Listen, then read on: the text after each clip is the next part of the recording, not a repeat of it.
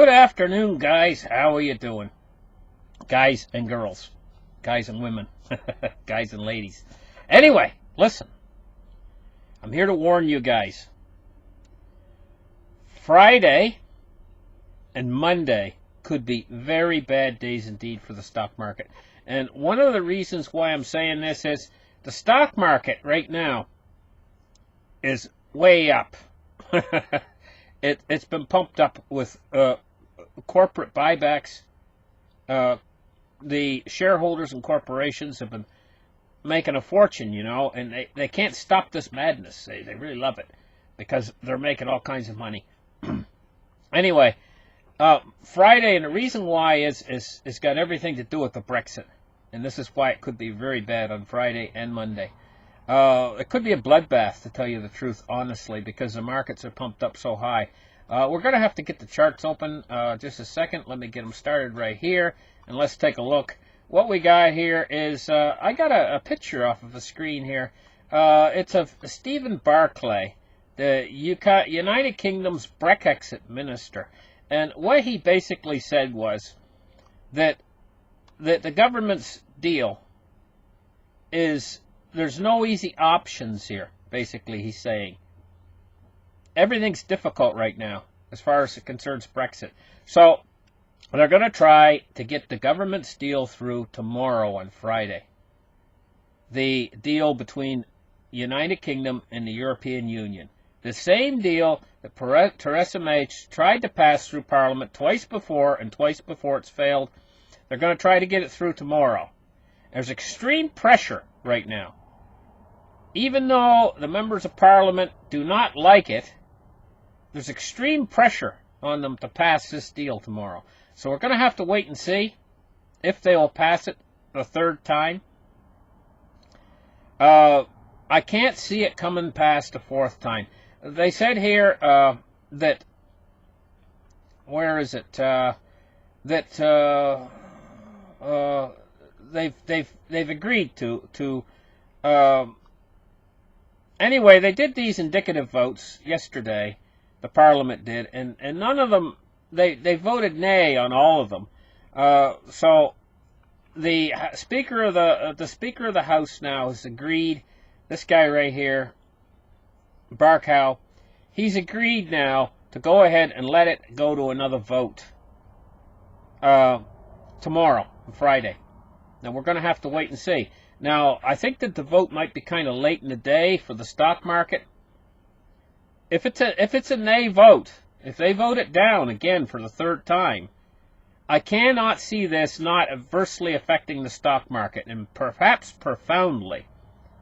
And if it does, if they vote it down a third time tomorrow, the stock market could reel from it in a matter of minutes. And then Monday, the stock market would be just waiting to keel over on Monday. And we're talking big. We're talking big. We're talking the stock market could go down big numbers, really big numbers, because this is big. The stock market hasn't priced any of this in yet. They're still riding high on the fumes from this big rally they've had. They're heady.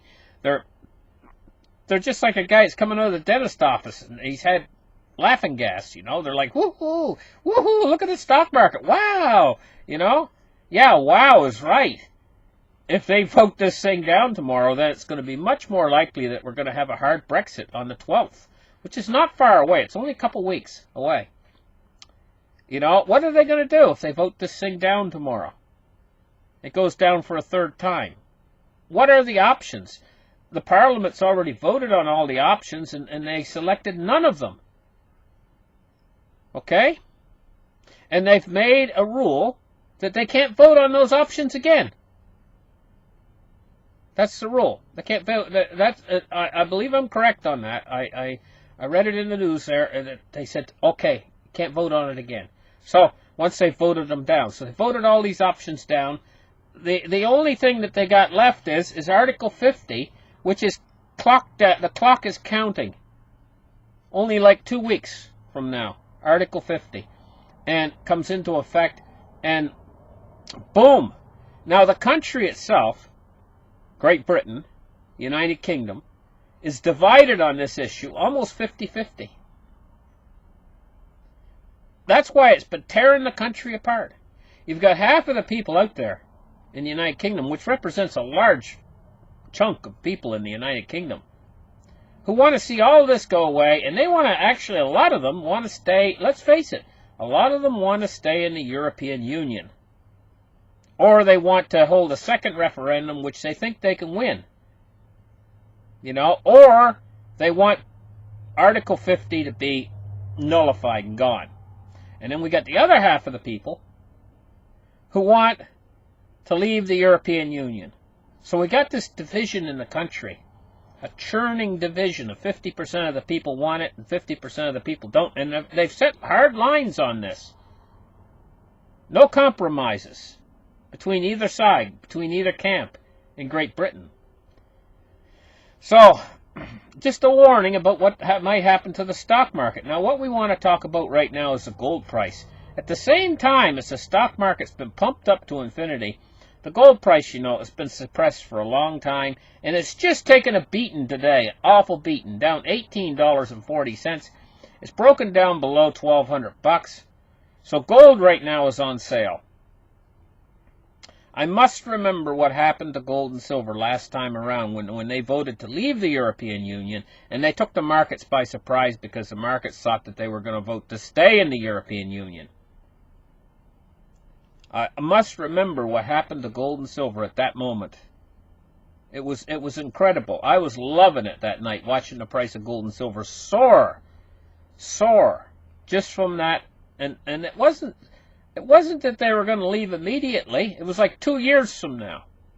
But still, the price was soaring. It's amazing what can happen when investors get really scared. Really scared. What's the first place they run? You know, it reminds me of, I used to golf in the old days. And I was golfing down in Florida one time, you know, on a golf course.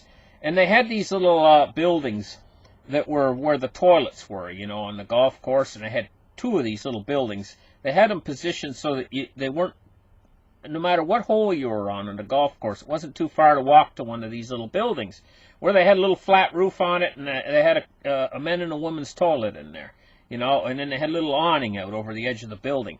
And a thunderstorm came. Everybody was out golfing, you know, and having a good time. All of a sudden, crack, bang, lightning, boom, bang, come out of nowhere. Everybody run for those toilets. And everybody was standing under the edge of those toilets, underneath that roof, while the lightning was banging around the golf course and the rain come pelting down, you know. 20 minutes later, it was sunny again. But everybody ran for that safety, you know. And this is the same way with gold and silver. When the real calamity comes, the real hard stuff comes, and the markets are turning around and everything's going crazy, watch them run. Watch them run. And you know what's really, really strange to me right now is the fact that today we had such a down day. You know, it might be like they had the old saying, the calm before the storm. This might be the calm before the storm. Bitcoin, you know, didn't have such a down day today. It did pretty good, actually. You know, Bitcoin more and more is becoming a solid. I mean, okay, it did take that drop from $20,000, but you have to realize that was in a bubble. It was in a bubble. It's not in a bubble anymore. Now it's come down to a point where, well, let's look at what happened to it now. If we go back to the 12-hour chart, well, let's go back to the 3-day chart. You can see this drop-off was magnificent, the drop in price down to where it is now. All of the airs come out of it. But you know, the same thing has happened with gold and silver. All the air's out of gold and silver right now. And today, it just went on sale. Even more so than normal for real gold and silver. But what's happening in the stock market today? Well, let's take a look at the Dow. Oh boy, it's up 82 points again. As if it wasn't high enough already, for crying out loud, you know? Up another 82 points. So she's sailing high. Let's go back and take a look. If we go back to, let me take a look here. Let's try the 5-year chart, you know. We can see these triple tops in the stock market. We see this is the top right here where I believe, personally, back in 2018, January 22nd, that was when the stock market rolled over, really. That was it. That was the end of it. Now, I know, up here on the 9th month, the 17th day, it did make a new high, a little fragment higher than the previous high. But now what we're looking at right now is the third peak.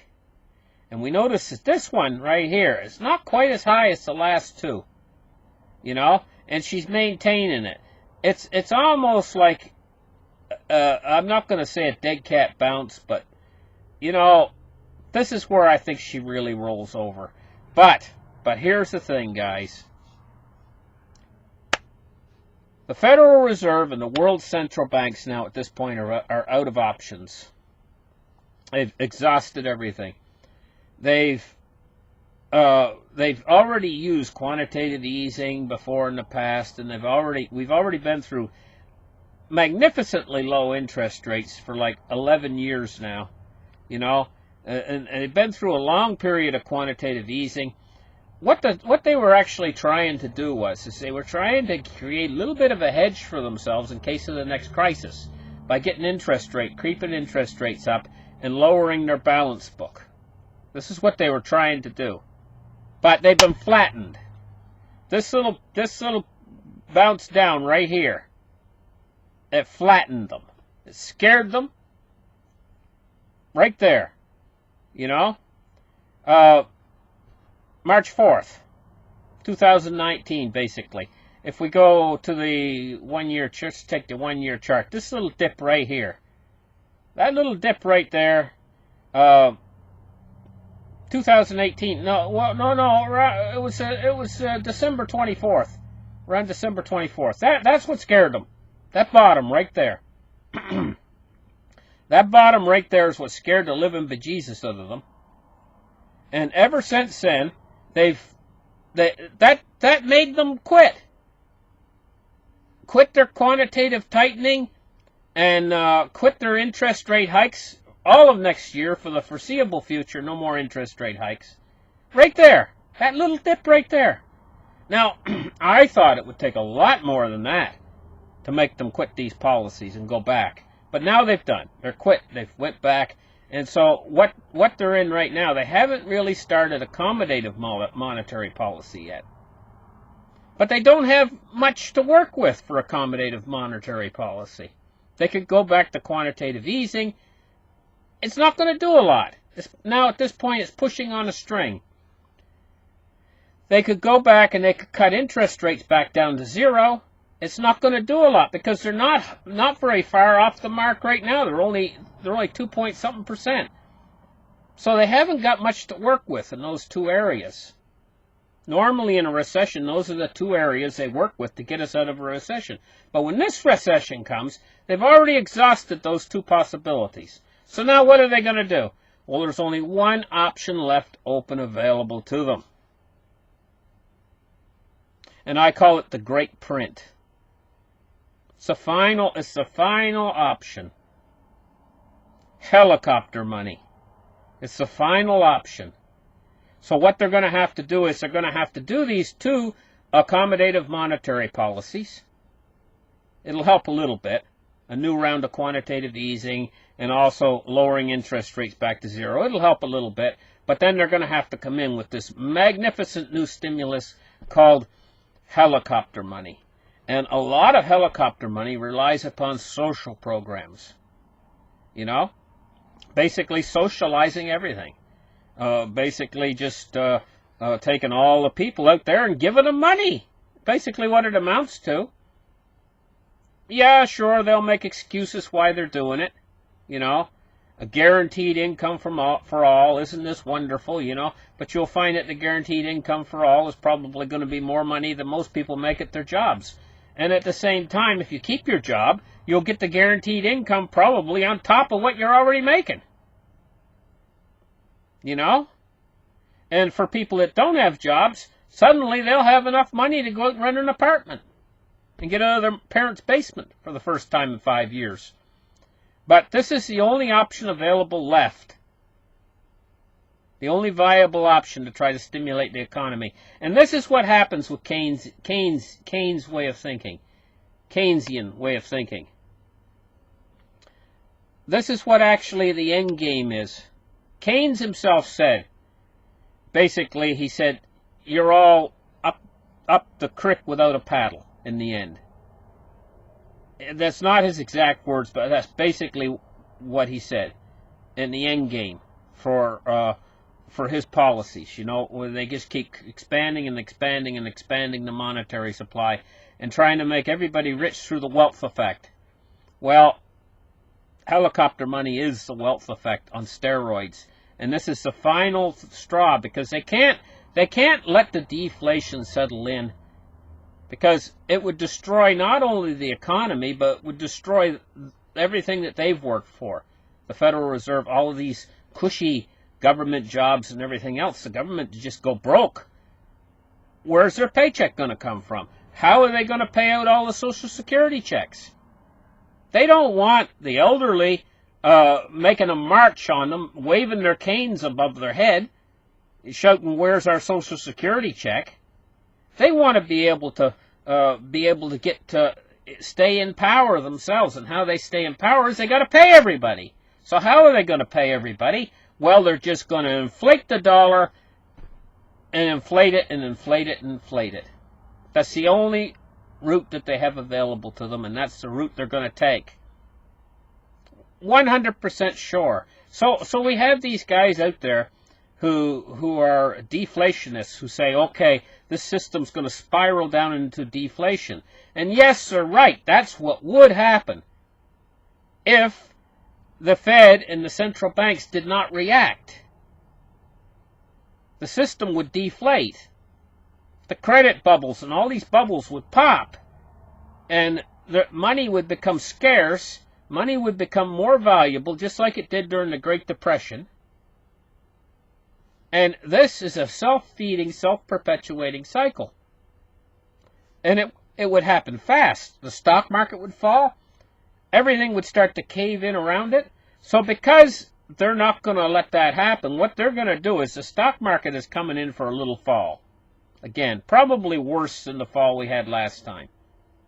The reaction from the Fed is going to be even greater. And this is going to keep going on and on. They're going to keep supporting this stock market. They're going to keep supporting the banks until they hyperinflate the currency. There's no other way out. This is like a trap, like an animal walking into a trap. He has to move in that direction toward, he has to move in the direction where the bait is. There's no way out. They can't turn around at this point. They're already in. The trap door is just about ready to spring down on them. And they're going to be in this monetary trap where the only way out for them is to print more. Print more and more and more. So this is the end game, guys. We're in the end game right now. They've kicked the can down the road about as far as they can kick it. They're running out of road at this point. And the can is getting bigger and heavier to kick. So we're heading for this. It's coming up soon. It's a mathematical certainty that this has to happen. The problem is when they're keeping this game going, as long as they are keeping it going, it's affecting the gold. They're keeping gold prices and silver prices down so good. They're so good at this. The only limiting factor they have is a cost of mining production, which has been going up and up and up and up and up as all the other stuff that we buy becomes more expensive. You ever notice now how you go to the hardware store? You know, you probably used to buy those little nuts and bolts, you know, and they used to cost like 5 cents each. Now they're 25 cents each. You know, then you go to the grocery store to get yourself a pie, and it used to be like $2.99, and now that same pie is like $4.99. Do you notice this? Right? Well, at the same time, the government's telling you, hey, you know what? We've only got 1% inflation. This is going to get one heck of a lot worse coming up very soon. And there's another thing we have to consider. That the center of this crisis is going to be Europe. Okay? Europe makes up over 50% of the US dollar index. The European currency, the euro, makes up over 50% of the US dollar index. So as the euro goes on its slippery slope to its grave, when this crisis is going to be centered in Europe, the dollar index might not go down as fast as people think because of the euro. But that doesn't mean that the buying power of your dollar is not going to slide. That's what's going to happen, because the dollar is the best horse at the glue factory. You know? Anyway, there's a lot going on right now. Got to really watch the market on this Friday and Monday, depending on that vote. That vote is everything. It's going to shock the markets, because if they come in and they say, okay, negative on that vote, no, we don't want it, right? Then what's going to happen is as soon as that information hits the stock market, I'm not exactly what time Friday it's going to hit, but as soon as that information hits the stock market, now if the stock market's already been closed when that information comes in, then the reaction will come on Monday. But the reaction could be violent. Okay, so you guys stay tuned, and we'll catch you guys in the next show. Bye-bye, guys.